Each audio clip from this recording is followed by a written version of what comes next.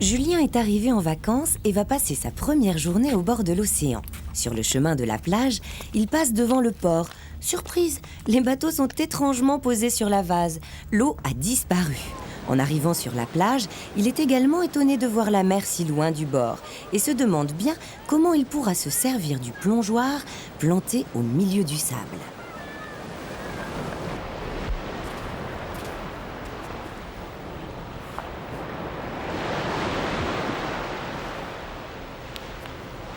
Mais pour l'instant, la première envie de Julien est de faire un château de sable.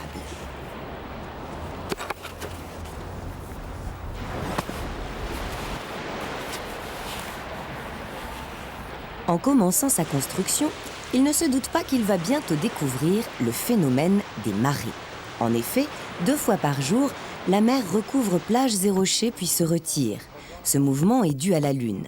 En tournant autour de la Terre, celle-ci attire en effet l'eau et fait varier fortement le niveau des mers et des océans.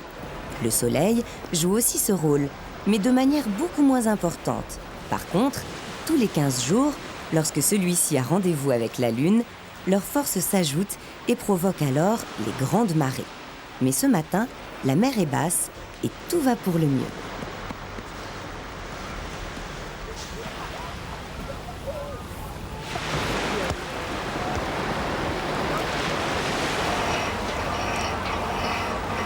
Au bord de la plage, le drapeau vert signale à tous que la baignade est autorisée.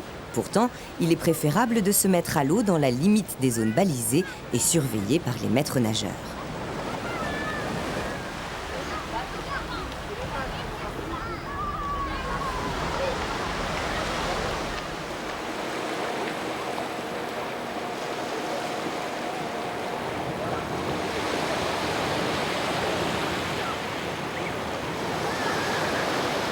Pendant qu'il se baigne tranquillement, Julien ne s'aperçoit pas que la mer monte régulièrement. Mais sa tante, qui est restée au sec sur la plage, est obligée de reculer régulièrement les affaires de bain.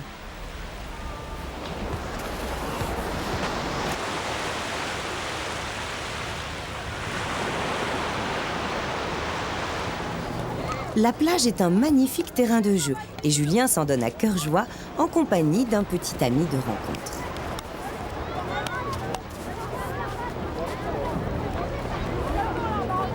La tante de Julien lui a acheté une planche de bodyboard pour jouer dans les vagues. Il s'agit d'avoir le coup d'œil afin d'en choisir une, puis la prendre au bon moment et se faire transporter le plus loin possible. Julien a vite compris la technique et se débrouille finalement très bien.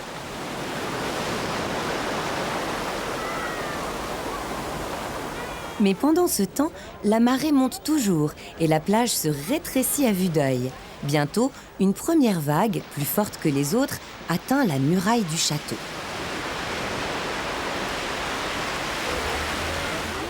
Il est maintenant possible d'utiliser le plongeoir, mais il faut l'atteindre en nageant, ce qui n'effraie pas notre ami qui a fait le pari de tenter son premier plongeon.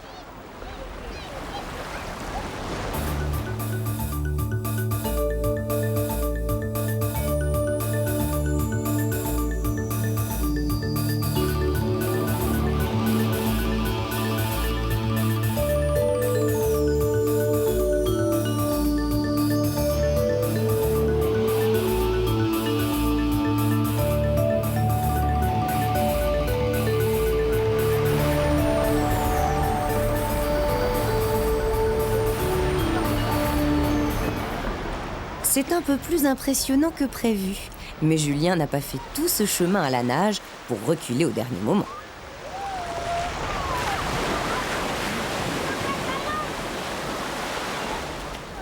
Mais tout à coup, Julien pense à son château et à l'eau qui monte encore. Il s'agit de faire vite pour tenter de le sauver. Hélas, il est déjà trop tard, et malgré les efforts du bâtisseur, la mer est la plus forte.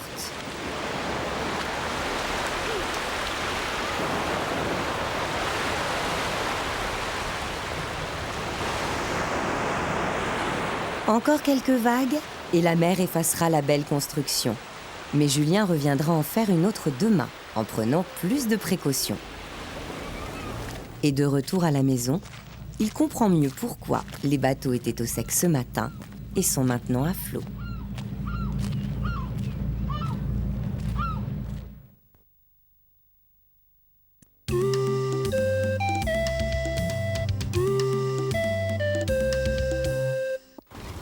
Ce matin n'est pas un matin ordinaire, car nous sommes un jour de grande marée. Julien, sa tante et son oncle veulent profiter de l'occasion pour aller à la pêche aux coquillages et aux crustacés. À marée basse, la mer découvre en effet de grandes étendues de sable et de rochers, recouverts d'algues et parsemés de flaques d'eau, où toutes sortes de petits animaux cherchent à se cacher. Parmi eux, voici l'arénicole, sorte de ver vivant dans le sable, et le bulot, qui essaie lui aussi de se dissimuler.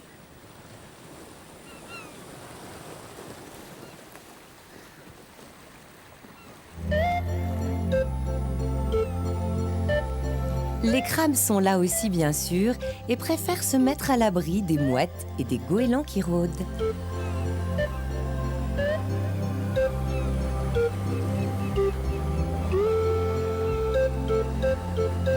Celui-là est un gros tourteau qui cherche désespérément un rocher sous lequel s'abriter, tandis qu'une petite araignée de mer préfère se dissimuler sous une couche d'algues.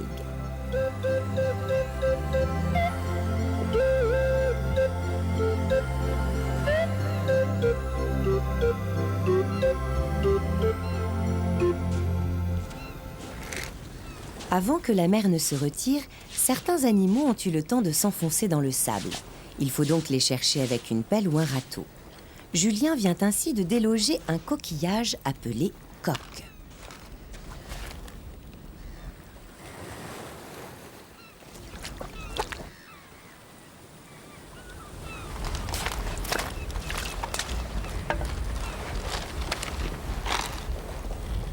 Les coquillages les plus faciles à ramasser sont sans aucun doute les bigorneaux.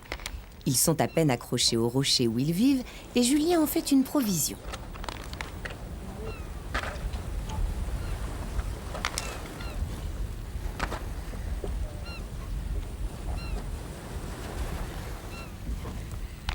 Pendant ce temps, son oncle s'est aventuré un peu plus loin à la recherche d'un rare et curieux coquillage appelé l'ormeau.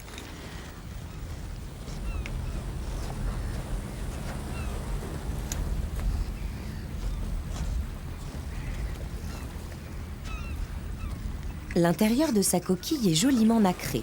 Autrefois, on s'en servait pour faire des boutons. Julien continue son aventure au milieu des rochers, car son oncle lui a dit que c'était là le meilleur endroit pour trouver des crabes. Oh hiss! Un peu d'énergie pour soulever ce gros bloc. Et voici une bonne surprise. Un gros tourteau faisait tranquillement la sieste dessous.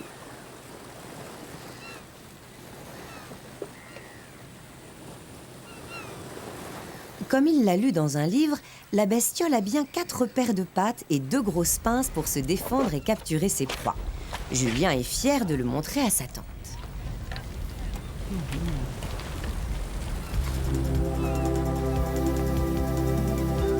Plus loin, un petit crabe appelé étrille se cache au fond d'une flaque.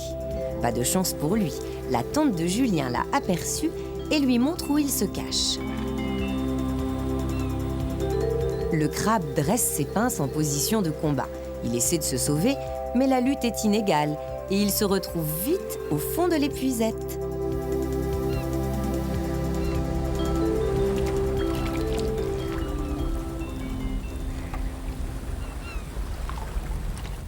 Julien commence maintenant à bien savoir se servir de son épuisette. Il la passe avec méthode sous les rochers à la recherche de crevettes.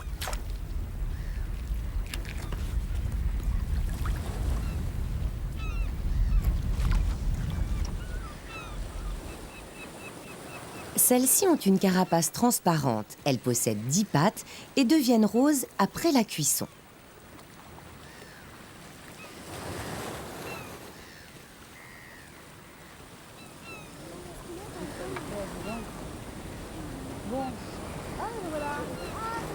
Il est temps maintenant pour Julien de montrer à son oncle et à sa tante tout ce qu'il a ramassé.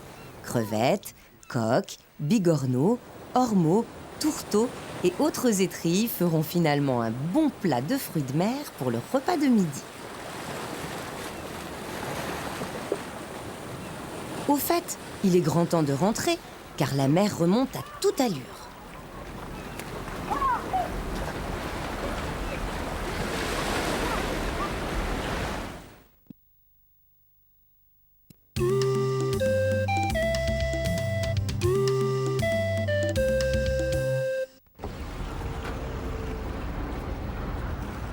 Grâce à des amis de son oncle, Julien a l'occasion d'embarquer sur un magnifique vieux gréement. C'est un ancien bateau de pêche, à la voile rénovée, et utilisé maintenant pour la croisière. Le temps pour chacun de poser son sac à bord et les voilà partis.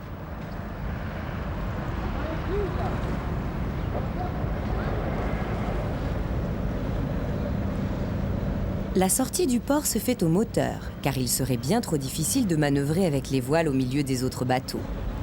Il y a en effet tellement de circulation qu'il faut même respecter des feux de signalisation pour passer la porte qui mène au large.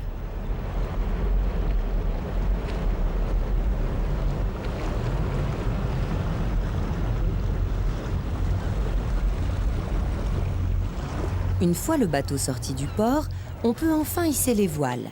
Julien aide le capitaine comme il le peut en tirant de toutes ses forces sur un gros cordage appelé drisse. Vas-y, Julien. Vas-y.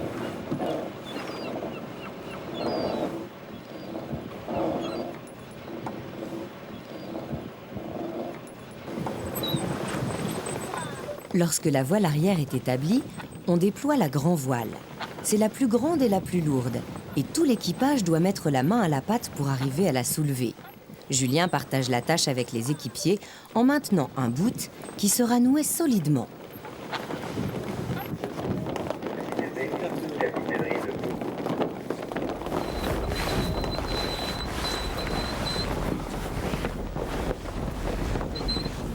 Il ne reste plus qu'à hisser la voile triangulaire de l'avant, appelée foc, pour que le navire, toute sa toile dehors, se mette à filer dans le vent.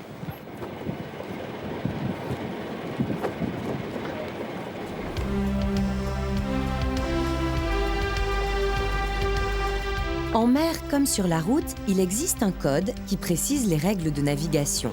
Pour s'éloigner de la côte, le voilier doit par exemple passer entre des repères appelés balises. Les balises rouges et rondes doivent être sur la droite, les vertes et coniques sur la gauche.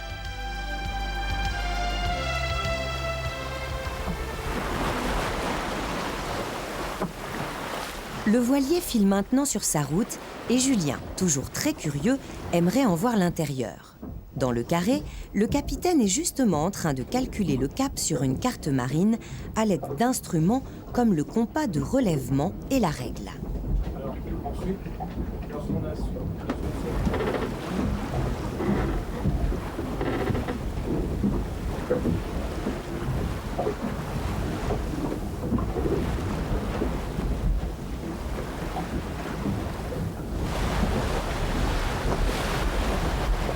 Après quelques heures de navigation, le voilier approche du but de la croisière.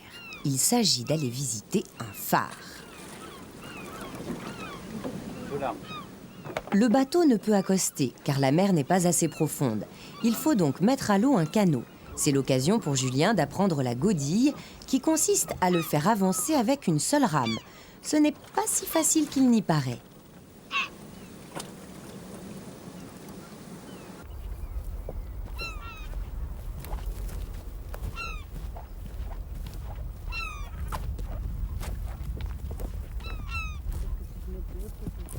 Quelques minutes plus tard, ils se retrouvent au pied du phare. Julien se précipite à l'intérieur et entame en courant l'ascension de l'escalier en colimaçon.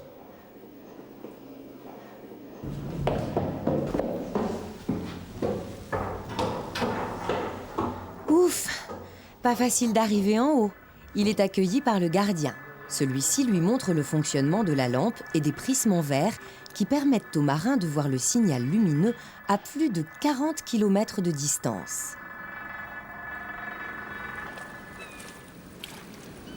Du haut de son perchoir, Julien aperçoit également son voilier qui l'attend, sagement ancré dans la baie.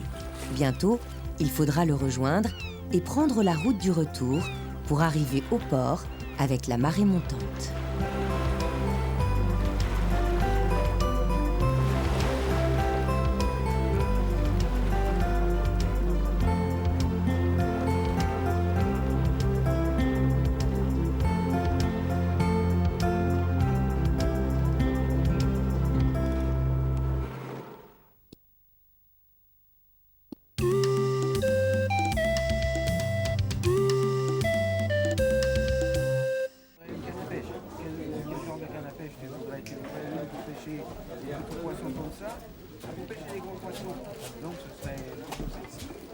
Aujourd'hui, Julien a décidé d'aller à la pêche sur le port. Il se rend d'abord à la coopérative maritime où il trouve tout ce dont il a besoin. Une canne à pêche, une épuisette qu'on appelle aussi avenot, quelques accessoires comme un faux poisson, du fil, des hameçons et un bouchon.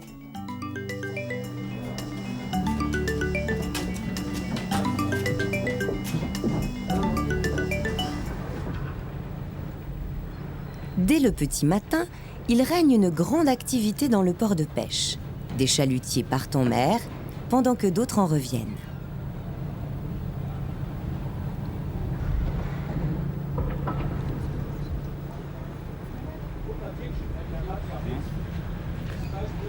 Un peu plus loin, sur les quais, des marins réparent les filets et les chaluts, pendant que d'autres repeignent les bateaux.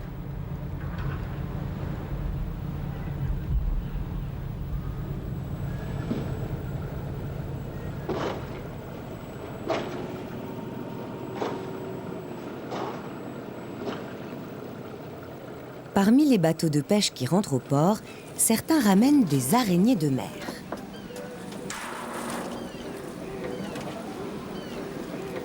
La plupart d'entre elles ont été prises au filet et il faut beaucoup de patience pour les sortir des mailles sans arracher leurs pattes.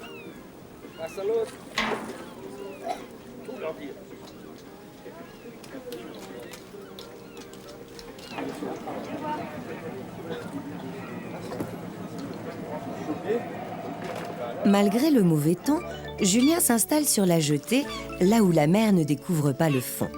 Il a fixé un appât à l'hameçon et commence à pêcher.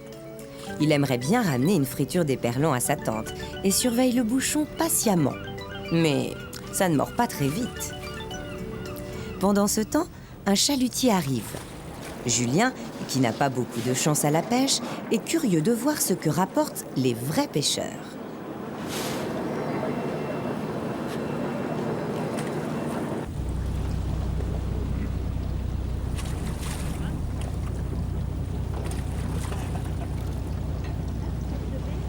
Parmi les caisses de poissons sorties du bateau, Julien est étonné par une énorme bête à la gueule terrifiante. C'est une lotte.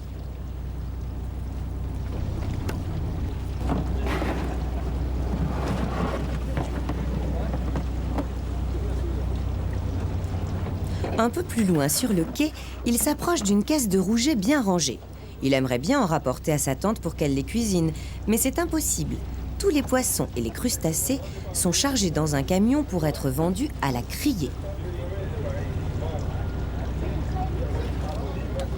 Quelques heures après leur capture, les poissons sont triés, étiquetés et entreposés dans de vastes hangars.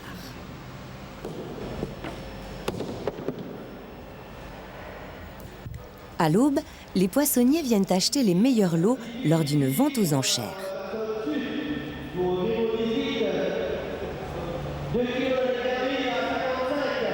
Le crieur annonce les prix de vente à toute vitesse et on lui répond par de petits signes de tête.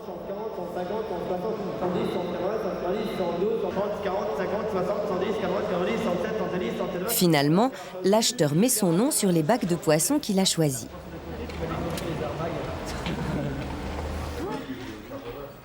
Maintenant, le plus souvent, la vente se fait avec l'aide de l'informatique. C'est rapide, les prix s'affichent sur des écrans lumineux, mais c'est beaucoup moins drôle.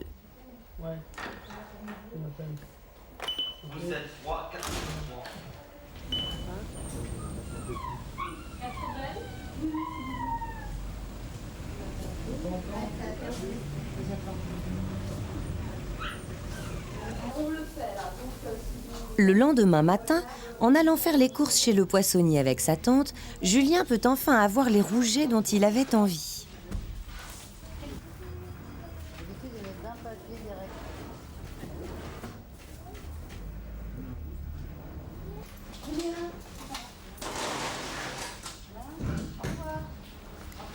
Il n'a pas encore attrapé de poisson lui-même et il essaiera de faire mieux la prochaine fois. Mais heureusement tout de même que les pêcheurs sont là.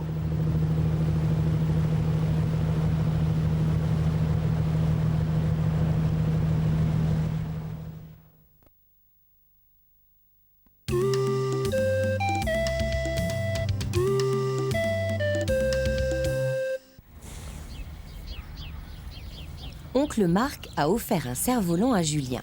Aujourd'hui, il y a juste assez de vent pour essayer son nouveau cadeau.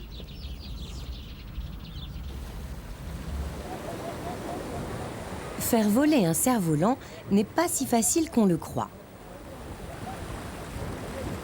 Il faut être vigilant et le laisser aller tout en le retenant délicatement pour qu'il monte dans les courants d'air. Julien tire à droite, tire à gauche pour faire tourner le cerf-volant. Quelle belle figure! Mais attention, une mauvaise manipulation peut le faire tomber le nez dans le sable. Mais le voilà reparti pour faire des loopings dans les airs.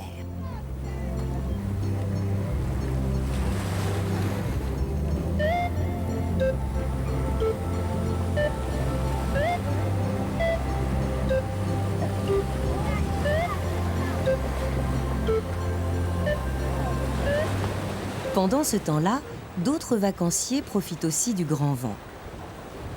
Les planches à voile filent sur l'eau. Les voiles sifflent, claquent et l'eau gicle partout.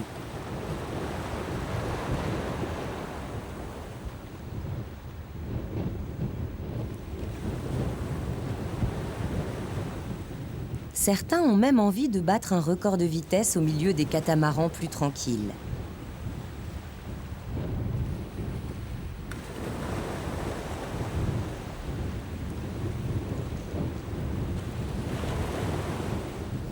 Après ce spectacle, Julien est très tenté lui aussi par la voile. Il décide de prendre des cours. Il faut amener le petit voilier qu'on appelle un optimiste sur la plage. Julien et son coéquipier apprennent d'abord à gréer le bateau. Ils installent la voile, plantent le mât à l'avant de la coque, puis vérifient et montent les poulies et les cordages.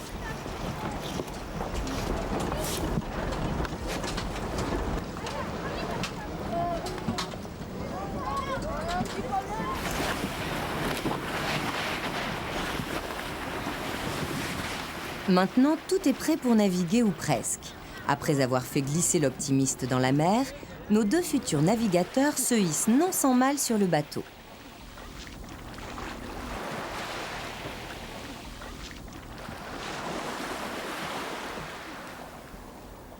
Julien met en place la dérive, mais l'eau n'est pas assez profonde.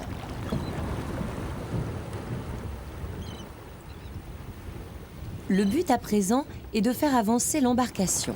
Il faut orienter la voile en fonction de la direction du vent et surtout se faire tout petit lorsqu'il s'agit de virer de bord.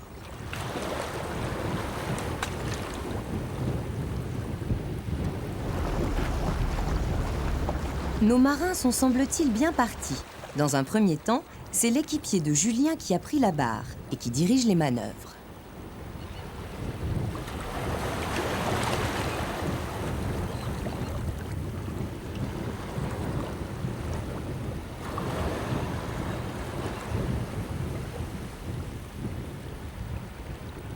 Maintenant, Julien a envie lui aussi de prendre la barre. Il se sent maître à bord, tel un vieux capitaine au long cours.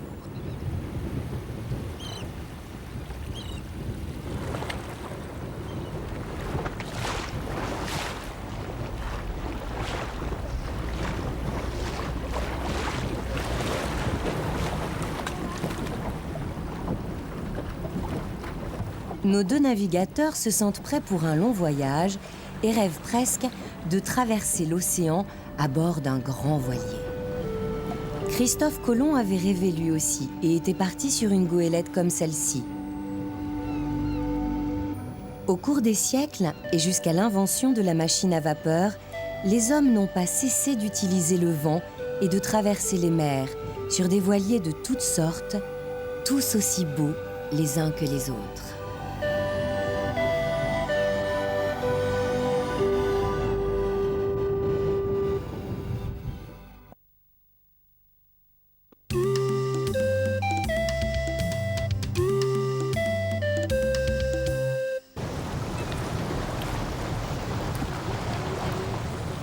Aujourd'hui, Julien est invité par un ami de son oncle à découvrir la pêche en mer.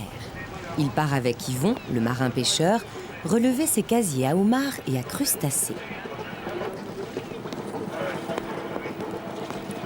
La veille, Yvon en a posé plusieurs et ce matin, il s'agit de les ramener un à la surface pour récolter les animaux qui se sont fait prendre.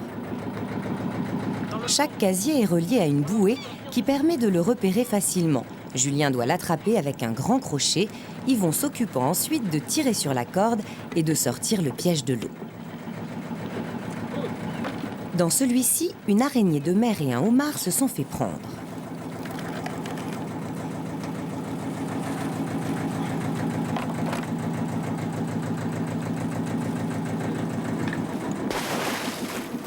Après avoir remis un poisson mort comme nouvel appât à l'intérieur du casier, Yvon le remet à l'eau et conduit le bateau vers le casier suivant.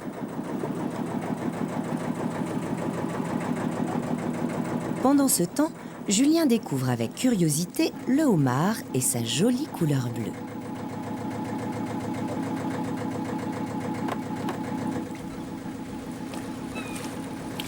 Mais il ne faut pas perdre trop de temps, car Yvon a encore beaucoup de casiers à relever.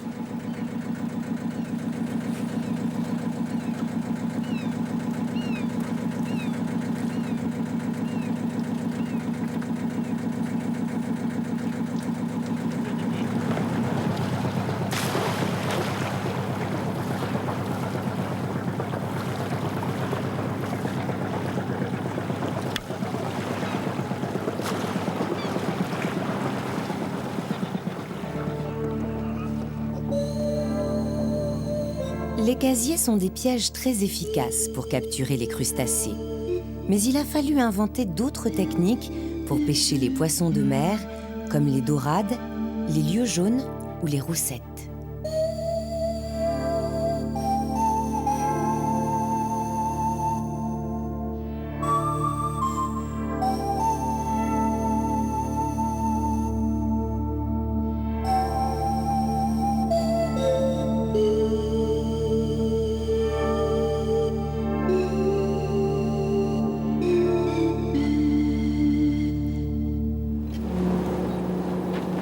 En fait, la plupart des poissons de mer sont capturés dans un chalut. Un chalut est un immense filet tiré pendant des heures par le bateau. Des flotteurs maintiennent celui-ci ouvert et de lourds plateaux en fer raclent le fond sablonneux. Le marin-pêcheur suit un parcours très précis. Il est aidé pour cela par un sondeur qui lui indique l'état des fonds marins et par un traceur qui lui indique la route à suivre. On dit alors que le chalutier fait un trait. Au bout de quelques heures de pêche, le chalut est remonté des profondeurs avec un treuil.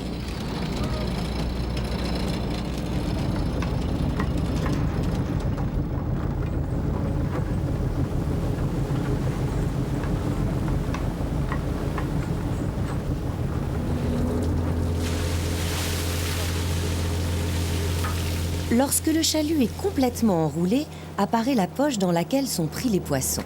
Il ne reste plus qu'à ouvrir le filet et recueillir le fruit de la pêche. Le poisson est ensuite trié et le chalutier peut repartir pour un nouveau trait.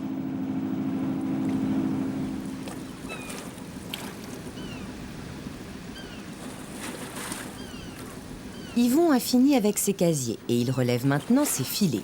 C'est un autre mode de pêche. Les filets très longs restent fixes et barrent le chemin des poissons qui viennent se prendre dedans.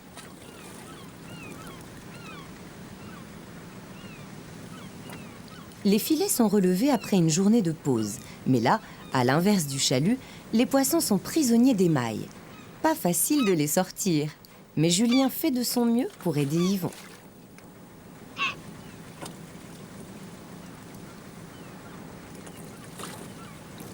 Une fois sortis du filet, les poissons sont rangés dans des bacs avant d'être ramenés au port, où Julien retrouve le chalutier en train lui aussi de débarquer sa pêche.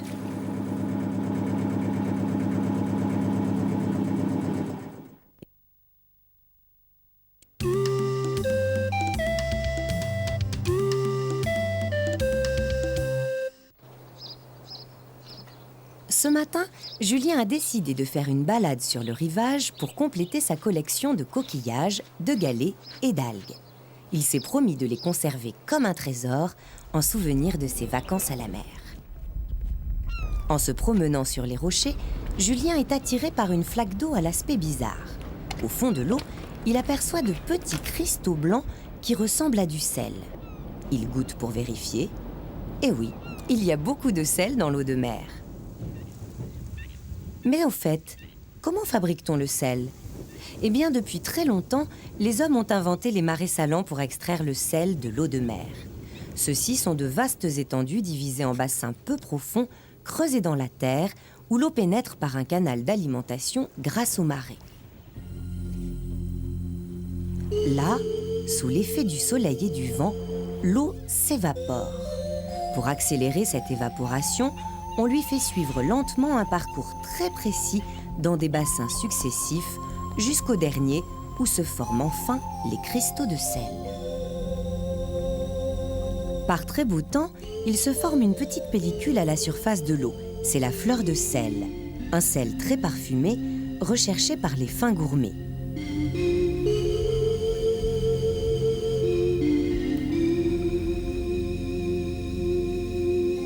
Ici, le sel est récolté à la main par les paludiers. Ailleurs, la récolte se fait le plus souvent avec des machines, une fois par an.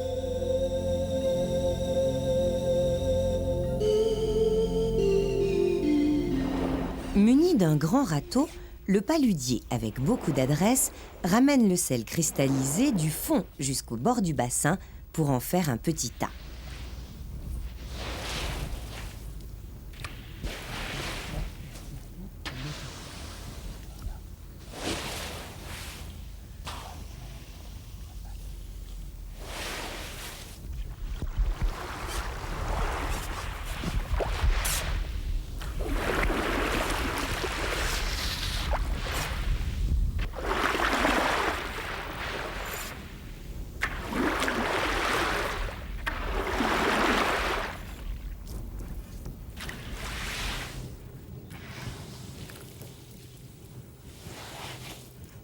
Le sel se récolte tous les jours de l'été s'il fait beau. Mais la pluie peut aussi arrêter le travail pendant plusieurs jours.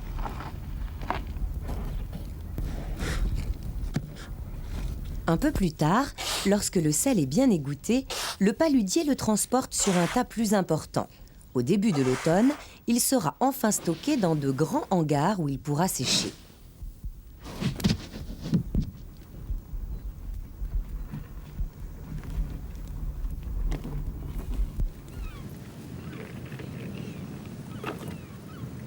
Julien a retrouvé son oncle Marc et continue sa récolte de galets et de coquillages.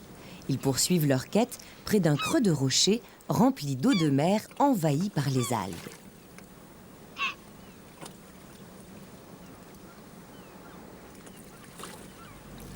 Les algues sont de drôles de plantes aquatiques qui n'ont ni fleurs ni racines. Certaines flottent simplement dans l'eau, d'autres préfèrent s'accrocher aux rochers. Elles peuvent être de différentes couleurs, vertes, brunes ou rouges. Celle-ci ressemble vraiment à une feuille de laitue et d'ailleurs, on peut la manger en salade. Marc cueille une branche de fucus, une algue très commune. Julien joue à faire éclater les petits coussins d'air qui lui servent de flotteurs. Les algues, appelées aussi goémons, sont des plantes très intéressantes qui sont exploitées depuis longtemps comme le sel.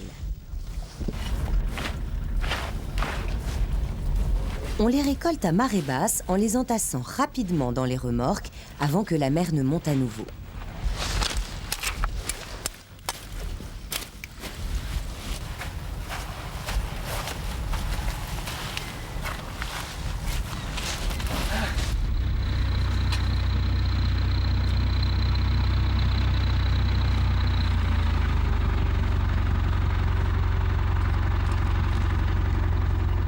Une fois séchées, ces algues peuvent être transformées en engrais ou sont utilisées pour faire des médicaments. Sans le savoir, nous en mangeons même assez souvent dans les glaces ou les flans. De retour à la maison, Julien trie tous les petits trésors qu'il a accumulés au cours de sa promenade. Il va essayer de faire un bel herbier d'algues séchées et multicolores.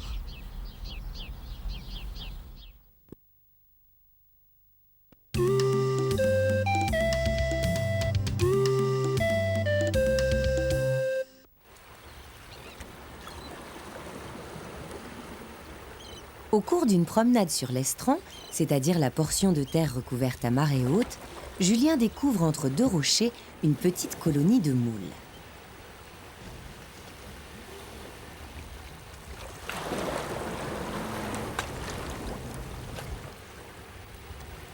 Celles-ci sont des moules sauvages. Elles ne deviennent jamais aussi grosses que celles du poissonnier, qui sont en fait élevées par l'homme.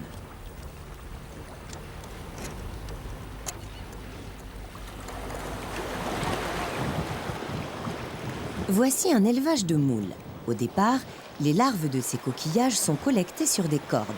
Le mytiliculteur, c'est-à-dire l'éleveur de moules, enroule ces cordons chargés de petites moules autour de piquets appelés bouchots, régulièrement inondés à marée haute.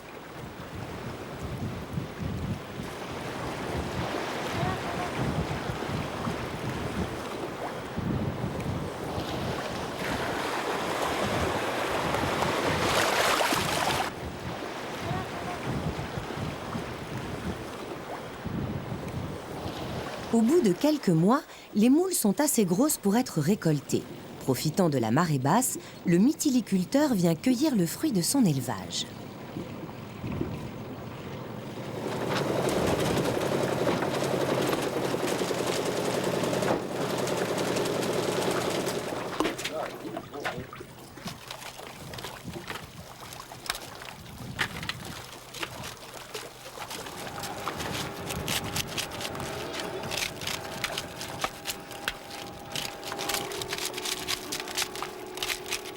Il s'agit de faire vite pour ne pas se faire surprendre par la marée.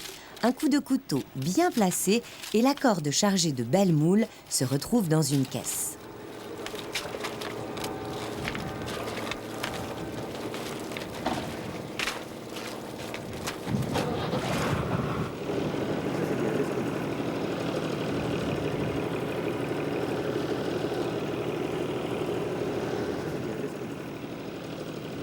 Une fois récoltées, les moules sont transportées dans un atelier où elles sont soigneusement nettoyées et triées avant d'être vendues dans le commerce.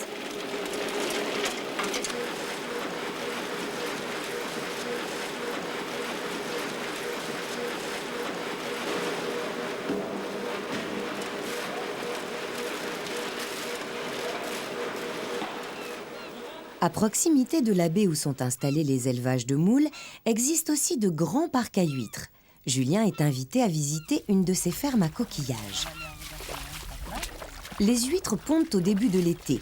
Après quelques semaines, les larves se métamorphosent pour devenir de petites huîtres. Plus tard, les éleveurs les mettent dans des gros sacs rassemblés dans des parcs. Ceux-ci sont retournés régulièrement pour que les huîtres se développent harmonieusement. Là, elles grossissent pendant plusieurs mois en se nourrissant de plancton.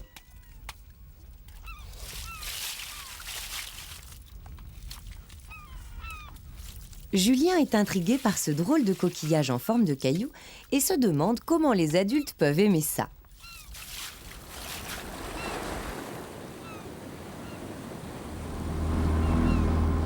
Au bord de l'océan, il existe également des élevages de poissons, comme les dorades, les soles, les saumons ou les turbots.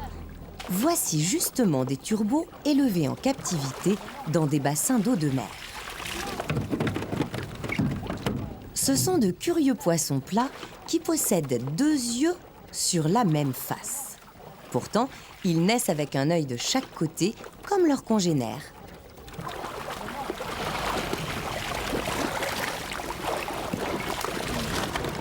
Julien assiste au tri des turbots que les éleveurs viennent de pêcher pour les vendre ensuite.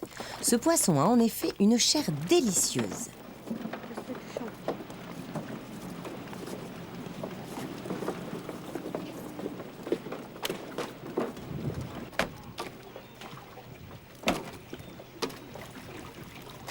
Les turbots d'élevage sont nourris avec des granulés dont ils raffolent littéralement.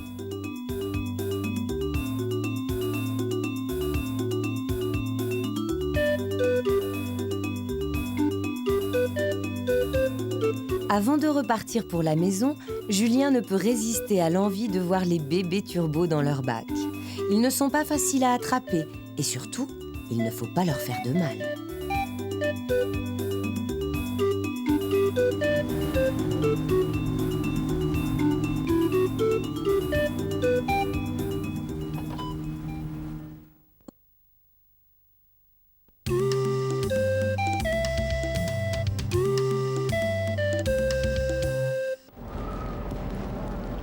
Pendant ses vacances, Julien a découvert la navigation à voile. Il sait aussi ce qu'est un bateau de pêche. Son oncle lui a promis de lui faire découvrir maintenant d'autres sortes de bateaux en visitant un port de commerce. Chaque jour, les mers et les océans sont traversés par de grands bateaux qui transportent toutes sortes de marchandises d'un continent à l'autre. Ces cargos ne peuvent accoster que dans des ports aménagés pour eux.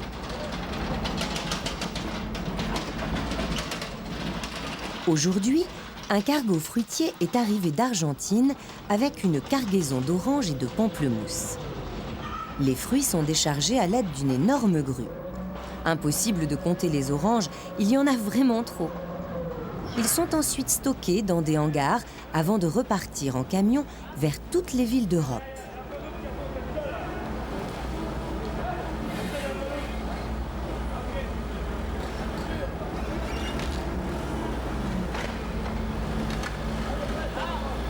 Les dockers, les hommes qui déchargent les bateaux, ont offert des fruits à Julien.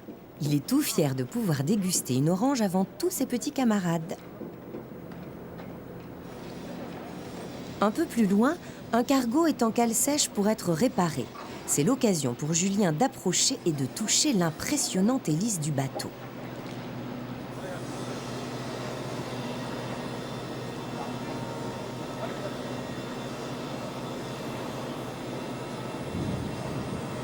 Julien n'aurait pas imaginé qu'il pouvait exister des bateaux aussi gigantesques et se demande encore comment cette masse d'acier peut flotter.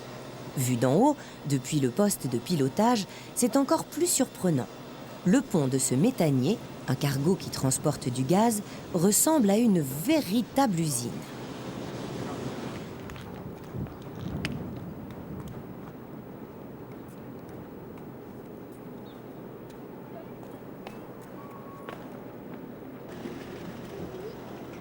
Julien a la chance de pouvoir se promener sur un des plus grands remorqueurs du port.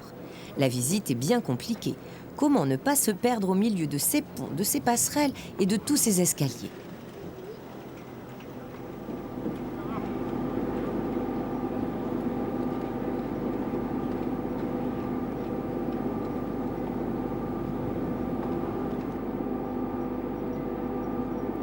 Sur le dernier pont, Julien voit le radar qui tourne. Un lieutenant lui explique son fonctionnement. Le balayage continuel du radar transmet des informations qui sont transcrites sur un écran où apparaît le dessin des côtes environnantes. Julien trouve cela vraiment étonnant.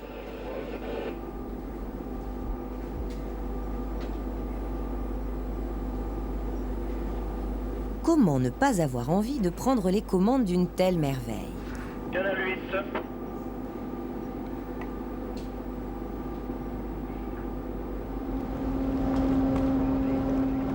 Les remorqueurs sont indispensables au bon fonctionnement du port. Ils aident les cargos à circuler dans les chenaux d'accès au quai.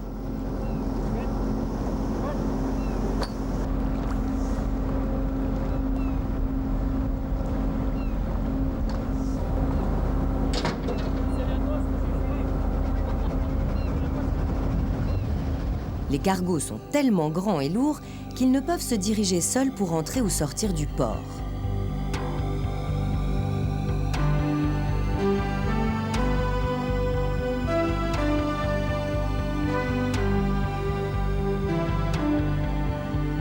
Les remorqueurs sont tout petits, mais ils ont des moteurs très puissants, ce qui leur permet de tirer les plus grands cargos jusqu'à la pleine mer, où ils les laisseront ensuite poursuivre leur route par leurs propres moyens.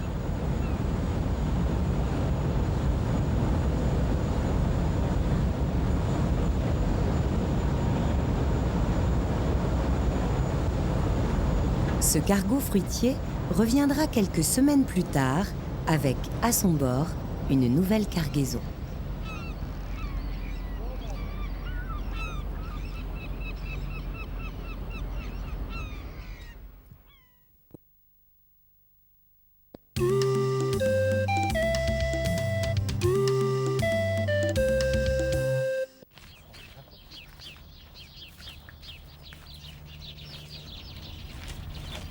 L'oncle Marc a offert à Julien un petit matériel de plongée. Cet après-midi, la marée est haute et la mer calme. C'est l'occasion idéale de l'essayer.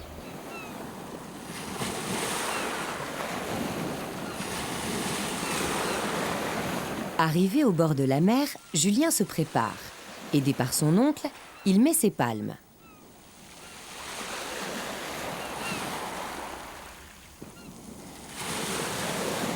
Le plus simple pour se déplacer avec ses encombrantes chaussures est de marcher à reculons. Il mouille ensuite son masque pour empêcher la buée de se former à l'intérieur et l'ajuste.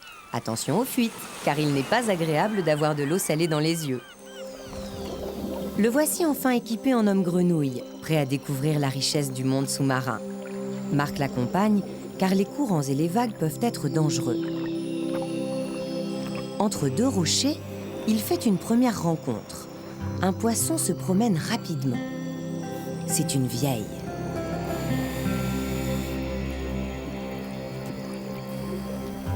Derrière les rochers, une belle fleur ondule dans le courant. Non, ce n'est pas une fleur, mais un ver marin appelé spirographe. Il vit dans un tube et ses fines tentacules forment un magnifique panache. Plus loin, un ormeau, sorte de coquillage plat, est surpris en train de brouter de petites algues et se laisse tomber sur le fond.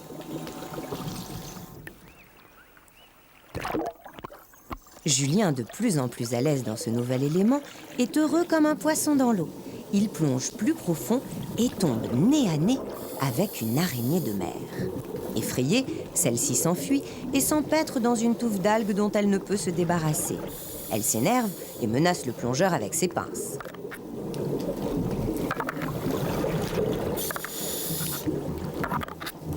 Julien préfère la laisser tranquille et poursuit son exploration.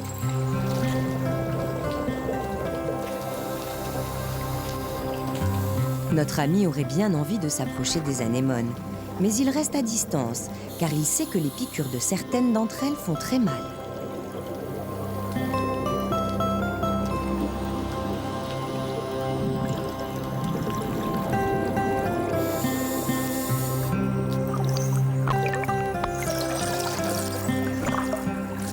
Quel plaisir de nager sous l'eau.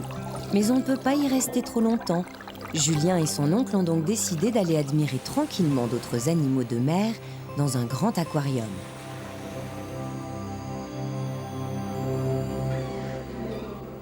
Voici un phoque, un mammifère vivant souvent en groupe qui va et vient au milieu des vagues.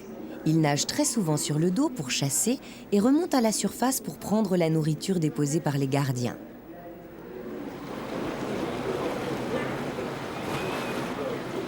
Les phoques mangent plusieurs kilos de poissons par jour.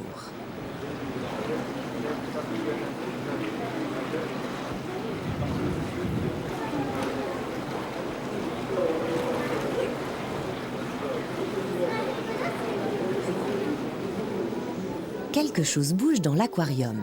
C'est une raie. Ce poisson plat est capable de prendre la couleur du fond. En plus, il s'enfouit dans le sable, ce qui lui permet d'échapper à la vue de ses prédateurs.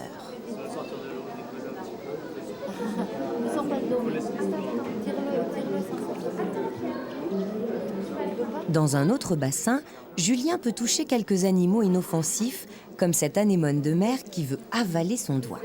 Furieuse d'avoir perdu sa proie, elle se venge sur un Bernard l'ermite qui n'est pas d'accord non plus et s'agite pour libérer sa patte.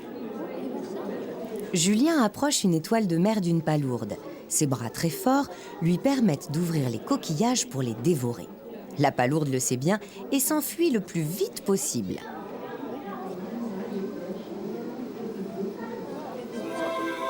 Dans un autre aquarium, Julien découvre un animal bien étrange accroché à une herbe par la queue. Sa tête ressemble à celle d'un cheval. C'est un hippocampe, petit poisson fascinant qui nage en agitant vigoureusement ses deux petites nageoires placées sur son dos comme deux petites ailes. Le monde de la mer est vraiment extraordinaire.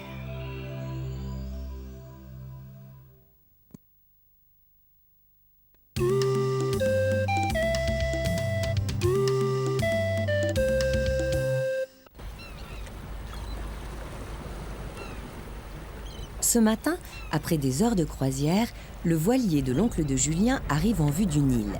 Notre ami a passé la nuit dans une couchette étroite que les marins appellent une bannette. L'équipage est debout depuis longtemps, mais ce sont des cris d'oiseaux qui ont réveillé Julien.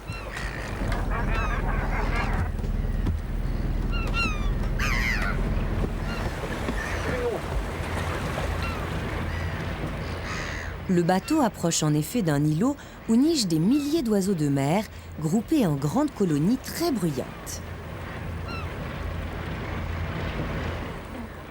Parmi eux, voici les fous de Bassan.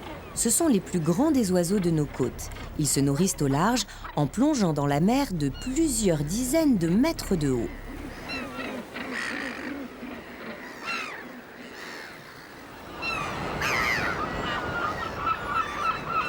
Julien est descendu sur l'île pour s'approcher. Sur les rochers, il découvre des dizaines de cormorans qui se reposent au soleil.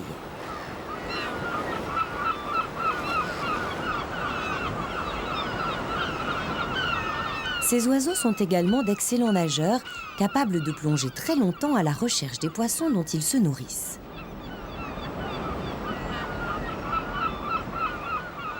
Mais contrairement à celles des autres oiseaux plongeurs, leurs plumes ne sont pas très imperméables. Après quelques plongées, ils doivent donc passer de longs moments au soleil pour les faire sécher. Au milieu de l'été, certains cormorans couvent encore sur leur nid, installés dans les falaises dominant la mer.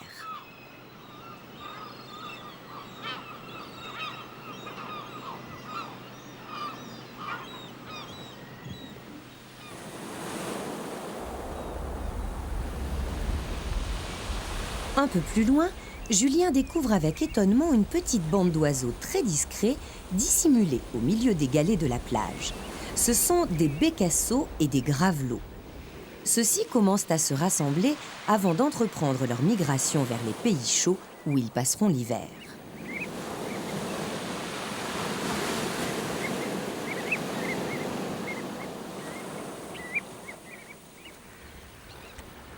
Mais les oiseaux de mer les plus abondants sont sans aucun doute les goélands et les mouettes. Julien a appris à les reconnaître. Celles-ci, avec leur tête toute noire, sont des mouettes rieuses. Au milieu de l'été, elles changent de plumage et deviennent presque entièrement blanches.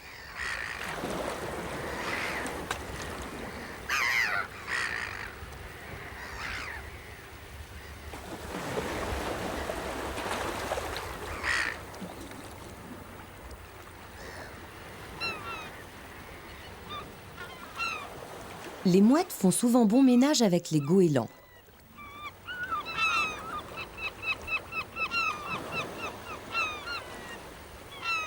Ceux-là sont beaucoup plus gros, mais comme les mouettes, ils se nourrissent de toutes sortes de détritus qu'ils trouvent au bord de l'eau ou en mer. Les jeunes goélands sont entièrement tachetés de brun, alors que leurs parents sont facilement reconnaissables à la tache rouge qu'ils portent sur le bec.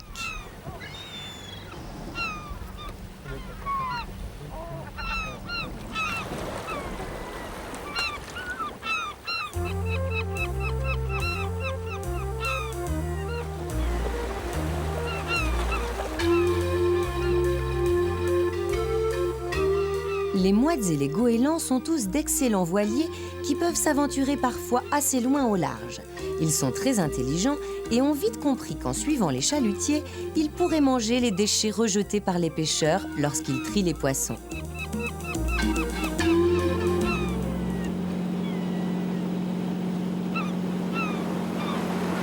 Ils savent même reconnaître le bruit particulier des moteurs qui remontent les filets et attendre patiemment pour profiter de l'aubaine.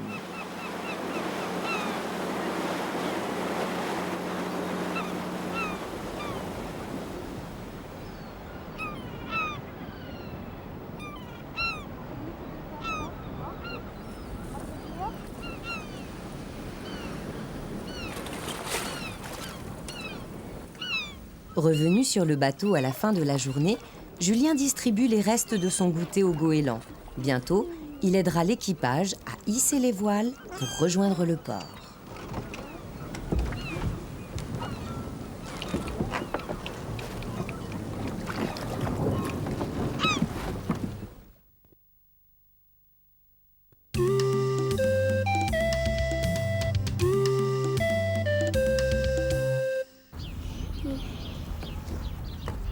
Dans la maison de ses vacances, Julien a trouvé toutes sortes de livres sur la mer. C'est intéressant, bien sûr, mais il préfère encore s'y promener et décide de partir le long de la côte.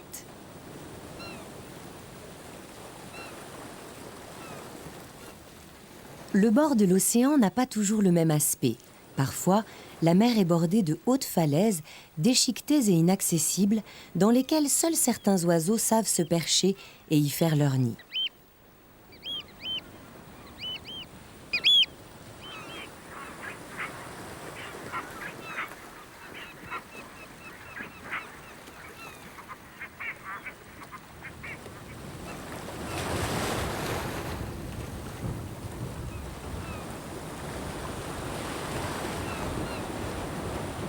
Le long de cette côte existent souvent de petits chemins très anciens appelés chemins des douaniers. En effet, la côte est une frontière naturelle, autrefois surveillée par les douaniers qui parcouraient ces chemins. Aujourd'hui, ils sont devenus d'agréables sentiers de promenade, au bord desquels il fait bon pique-niquer.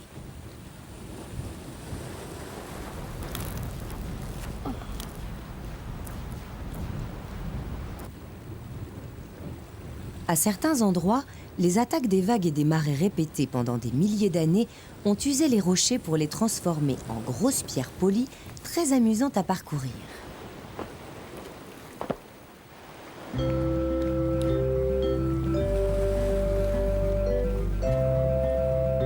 Dans cet univers de rochers salés et battus par les vents, quelques maigres lichens parviennent à vivre en compagnie d'autres plantes spécialisées et comme eux, peu exigeantes.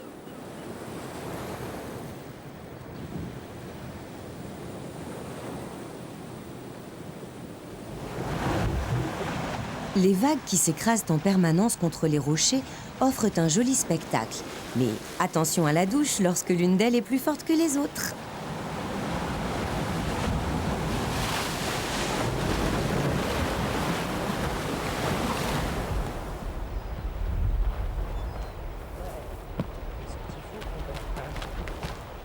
La promenade se poursuit tranquillement sur le chemin des douaniers à la découverte d'autres paysages.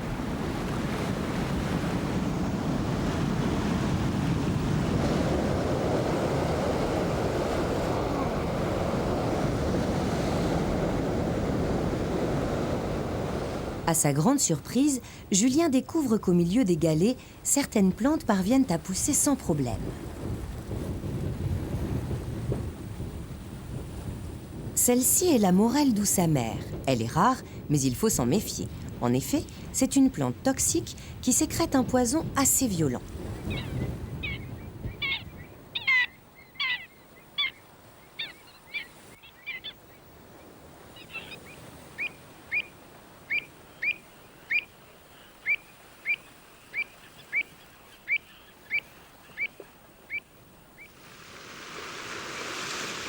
Les plages de galets ne sont pas très confortables pour prendre des bains de soleil. Cela ne dérange pas vraiment Julien, qui cherche surtout des cailloux assez plats pour faire de beaux ricochets.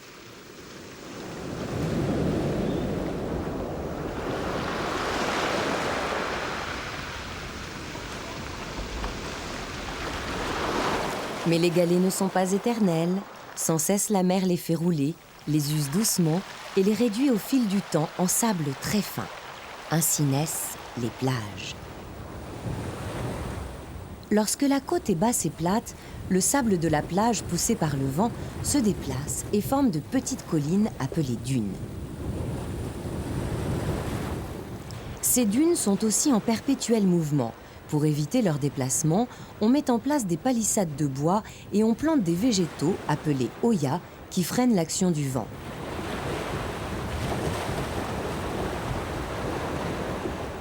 Les plages de sable accueillent elles aussi des plantes particulières qui aiment la chaleur et la sécheresse. Ce sont les chardons, les liserons rampants et de jolis graminées appelés queues de lièvre.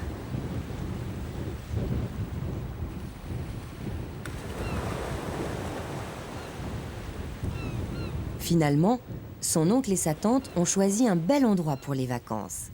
Cette portion de côte où se mélangent plage et falaise est vraiment merveilleuse.